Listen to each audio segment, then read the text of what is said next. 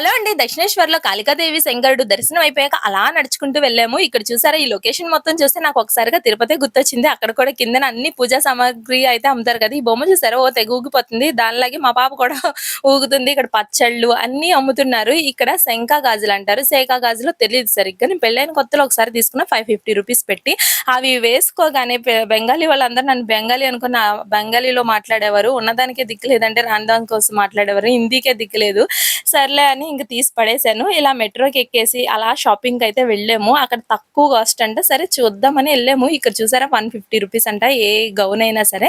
అయితే ఫ్రాక్స్ బావున్నాయి. కానీ నేను తీసుకోలేదు. ఎందుకంటే తక్కువ రేటే. ఇక్కడేమో చెప్పులు చూసాము. ఇక్కడ ఏ జత అయినా సరే రూ. 200 అంట. మా పాపొచ్చేమో ఓ గోల పెడితే ఇంకొక జత అయితే తీసుకున్నాం. నాకు తెలిసి ఇవైతే ఎక్కువ రోజులైతే రావని అనుకుంటున్నాను.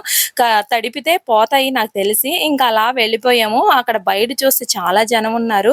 ఇంకా ఫుడ్‌కే కొంచెం ఇబ్బంది పడాలి కలకత్తాలోని. ఇంక మొత్తం పర్వాలేదు. మొత్తం చూసుకొనైతే ఇంకా బెలూన్ అయితే పెద్దగుంది. వీడియో నచ్చితే లైక్ చేయండి. సబ్స్క్రైబ్